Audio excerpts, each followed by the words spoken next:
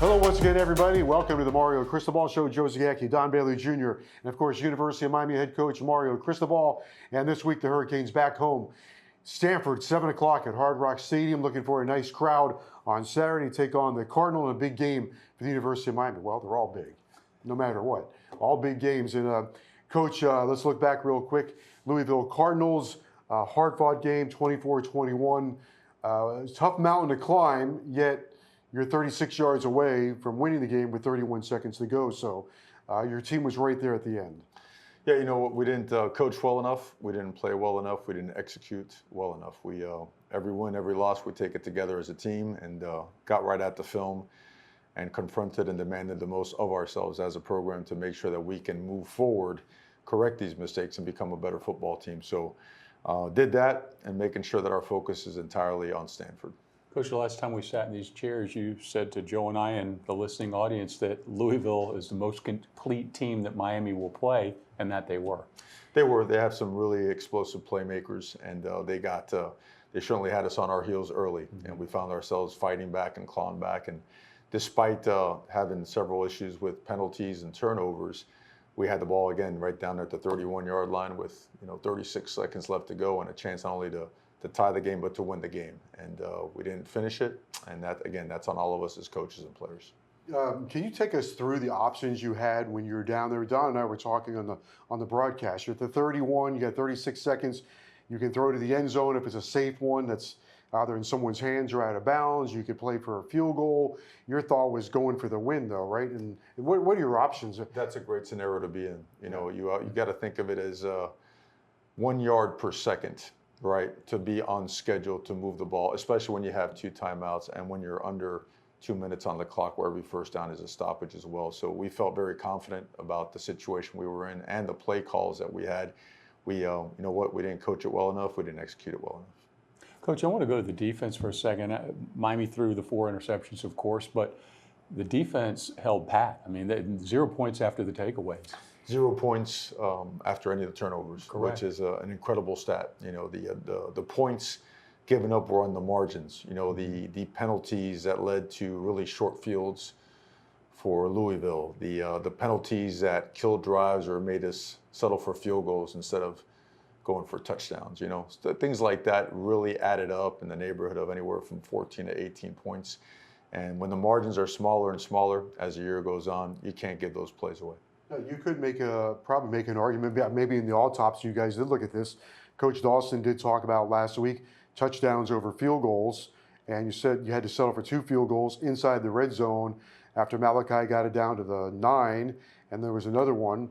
So if those are touchdowns, probably not in a 24-21 game. Yeah, you want to be over 75% touchdown rate in the red zone, and we were at 50%, and ultimately that's the difference in the game.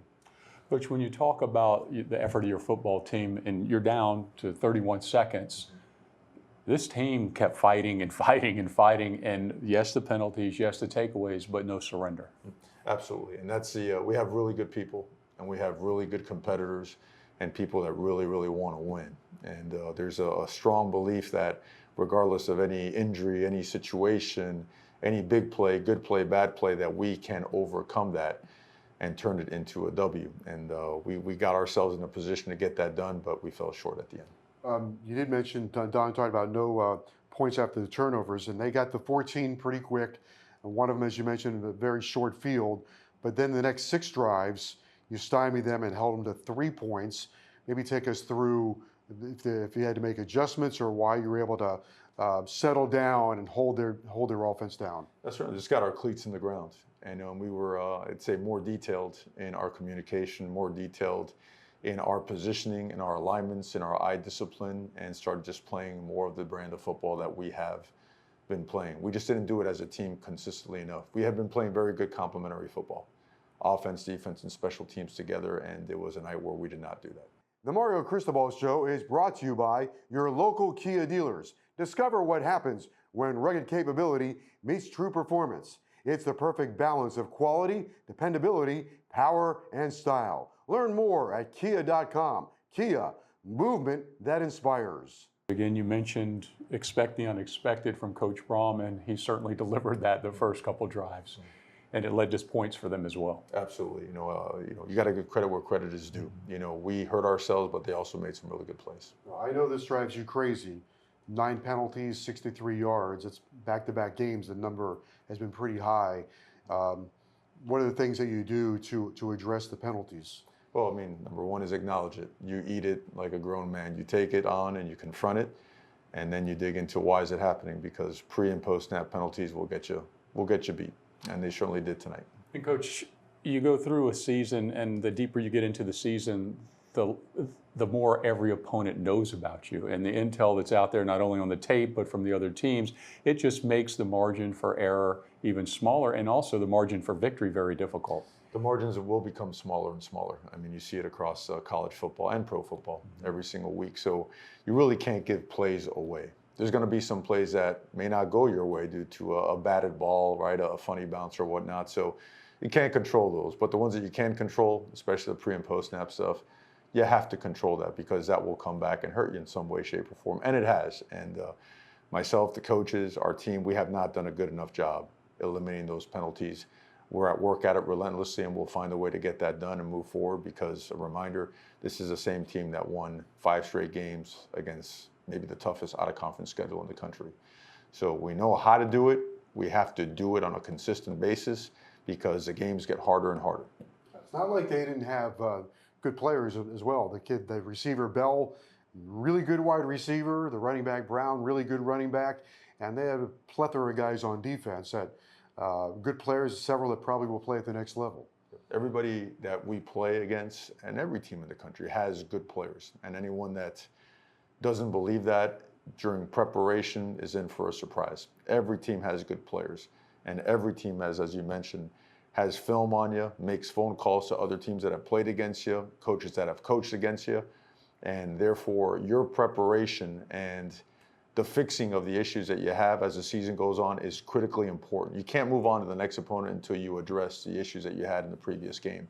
Because if you don't fix them, address them, you will see them again and again and again. So all those things come into play, and therefore energy and mental intensity and preparation has always got to be at the highest. Coach, let's spend a minute on corrections. And it's very detailed on how you go about your corrections. I mean, there's the tape, the conversation, you review it. It's endless, and then you move on to the next week. But you don't move on until every correction has been addressed. No doubt. It's from the meeting room to the walkthrough to the unit walkthrough and unit drills, and then to the team setting where you get it all done. So you see it 4 or 5 times, from a correction standpoint. Then you work it off the other half, so you see it from the other side as well. It is it's a very process-oriented, progression-oriented learning system and correction system, and it's been really good for us. We just did not do it to the level that we have to be successful this past Friday.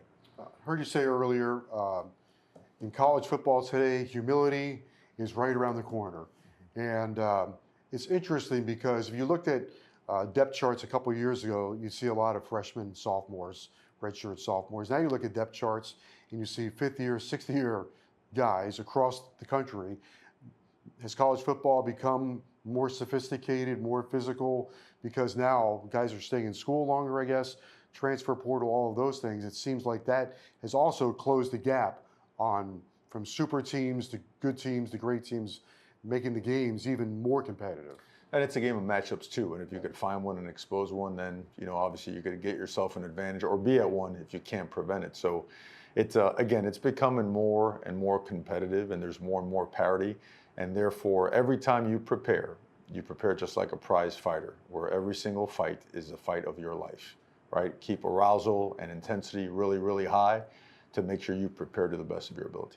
What's better than a first down? 0 down.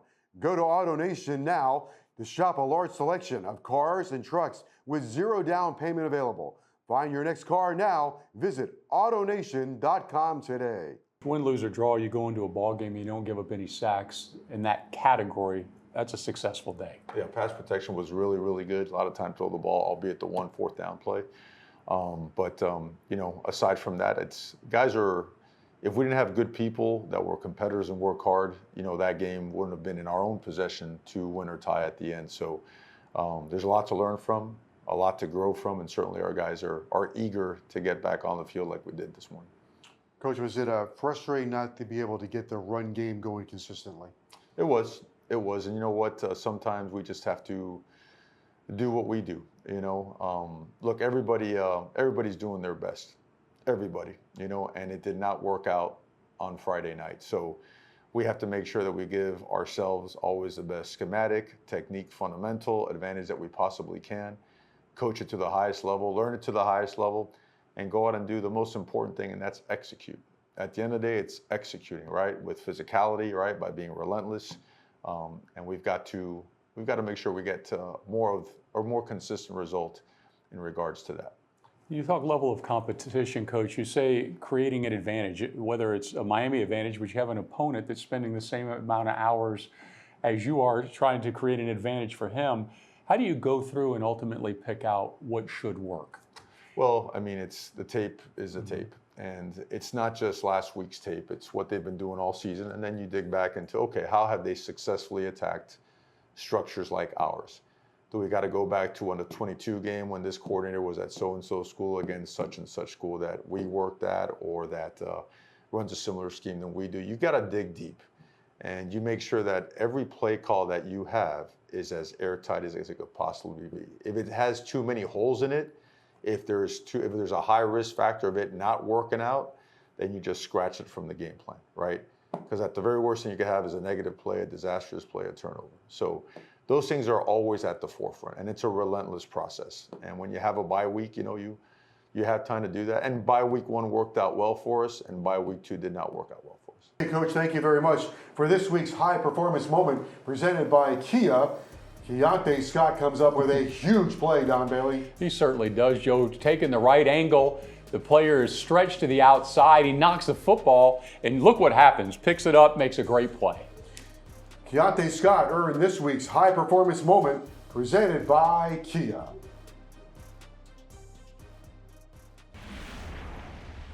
This week, the Stanford Cardinal come to Hard Rock Stadium, 7 o'clock kickoff on Saturday night. A lot of things to talk about in this game. It's a Ring of Honor game, so a lot of things to talk about with that, honoring certain University of Miami players, great players in the past. Stanford comes in, kind of an unusual situation. Frank Reich he's attached to University of Miami history. Not so good for I mean, he came on, rallied Maryland back in 1984. He's an interim coach. Andrew Luck is the general manager. But one thing for sure, Coach, between Luck and Coach Reich, they have found an identity for their team. That's what they strive to do, and they are creating an identity for their team. They sure have, and it starts with just playing physical and playing fast. And it showed up this past week, especially when they held one of the country's best offenses to just 13 points. They actually knocked their quarterback out of the game. They really are structured well. They're very sound. They play fast. They're excellent in the areas of third down and red zone ball, which obviously their experience in the pros, you could see it just carrying over to what they're doing schematically and how they're playing the game. So just really impressed with the job that they have done. Because they don't have a winning record right now, but from what they've had the last 3 years, this team, Stanford, has gotten a lot better. And you mentioned the NFL influence. How about on the defensive side of the ball for them? What do they present? Well, no doubt. They're multiple up front. They'll jump into an odd front, a bear front, and 4 down. They'll bring pressures. They're really exotic on third down to try to confuse you and try to force some bad throws, make some errors or whatnot. But they're fast and they're physical. And their edge players really do a good job at setting edges. Their interior guys, they do create a lot of negative plays.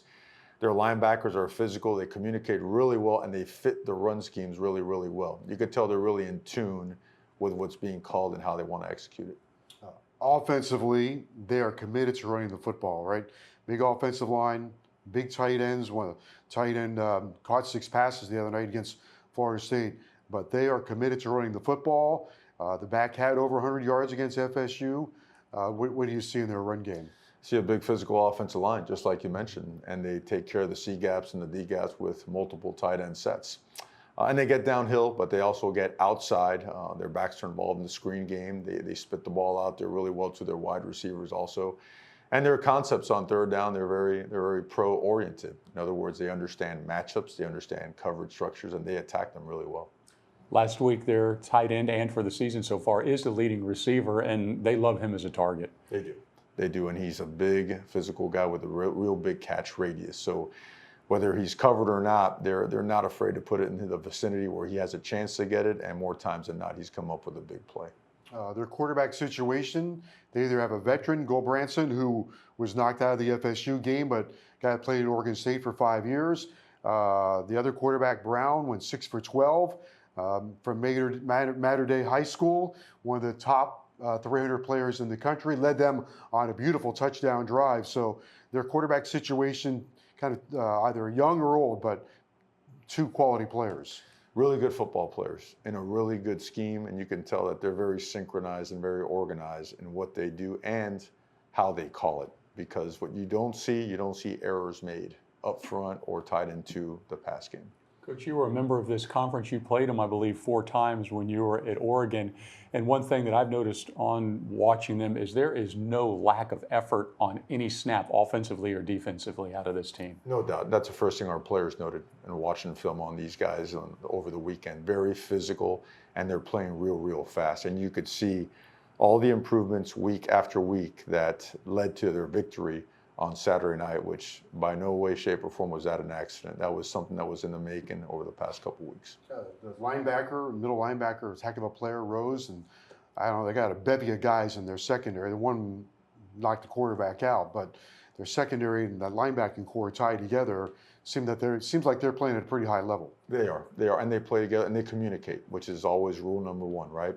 You must communicate to get lined up correctly, to adjust to all the things that you're seeing. And they've seen a lot. They've seen a lot of different offenses, and they just keep getting better and better and better. And again, this weekend's performance lets you know the direction that they're headed. This fall, the Canes are taking over paradise again. Canes Weekend in the Bahamas returns October 31st to November 2nd, right in the heart of Nassau. Choose your vibe, the bold, laid-back energy of the Point Margaritaville Beach Resort, or the timeless charm of British colonial Nassau.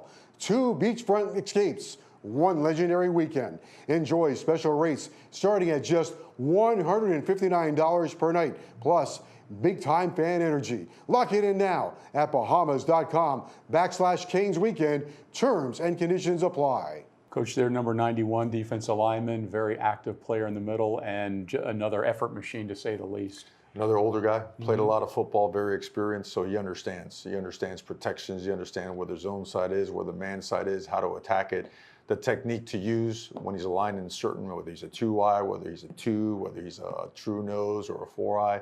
Just a very experienced, very hard-nosed, tough, active, physical football player. Coach, also in the backfield, they lost their starting running back in the FSU game.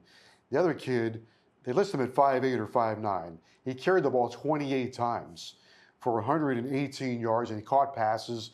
He moved the pile. I thought it was a heck of a performance by him. What do you see there? The same that you see in their entire team. Guys that are very tough, very hard-nosed, but what doesn't get stated enough, they have really good athletes, guys that can make plays, and therefore, like we talk about all the time, you've got to prepare at your very best to be able to have success on Saturday night. Coach, you go back in their schedule, you talk about the SMU game. They played that game very well. The score looks a little lopsided, but not the game. If you watch the game, it's nowhere near that score. Yeah, they've corrected the errors. The not punching it in at the 1-yard line. They had an interception returned, 95 yards when they were down there in an opportunity to score and muffed a punt. So you always watch film, because the film tells the story. Looking at scoreboards or stat sheets, that never tells the story. You got to look at film. What went wrong? Because if you fix certain things, like the outcome of games could be completely different. And as you watch their season, they just continue to improve. They continue to tweak themselves from a schematic standpoint, which leads to making more plays and has led to a couple really big wins as of late. And one more thing, Frank Reich is the interim coach, at least he is now, but I don't know if he's enjoying it or not. It seems like he's having a good time, but he's brought stability to that team, to that program with Andrew Luck. They seem to be aligned, so they do have stability. He's a high-level NFL player and a high-level NFL coach that brings a wealth of knowledge and experience to the college level. And when you take over a program in the situation that he did, to do all the things that they're doing, in my opinion, that's tremendously impressive. Very impressed with what they've done. Ring of Honor game Ken Dorsey, Dan Morgan, Bryant McKinney, Andre Johnson. Just to name a few. Those are a few good players, right? Really good football players, that did an awesome job here and getting their due. God bless them. Looking forward to seeing them and watching them get honored. It's a great day for those guys.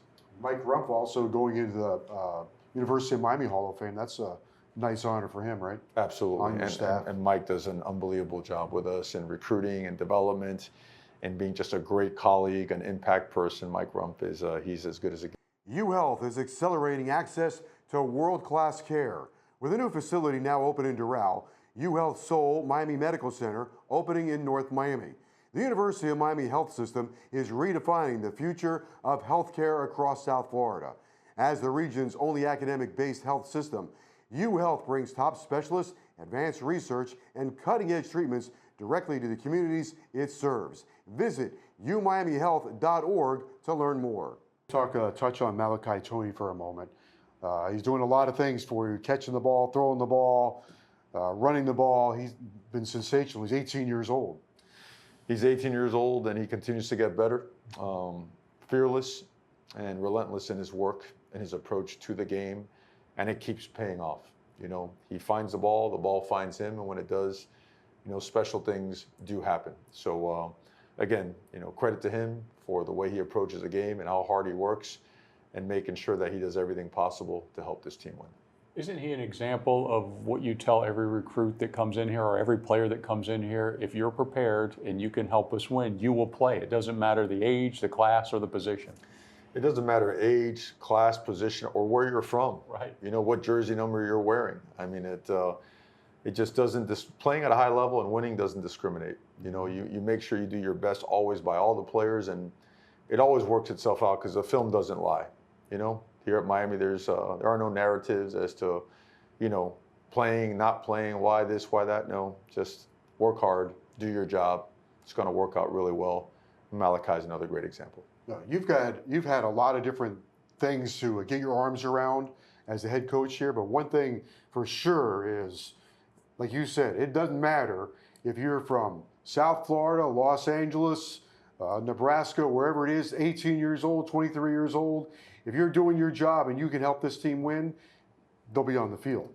One of the best things we do around here, we don't BS anything or anyone. That's the bottom line.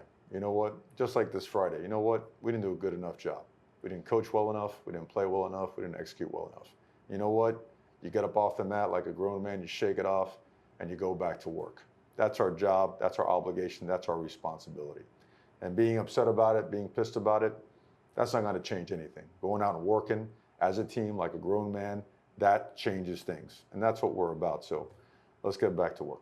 And really, Coach, when you think about evaluation, whether it's a game or a practice, everything is taped, everything is documented, everything is watched, not only by the position coach, but by you and the coordinators.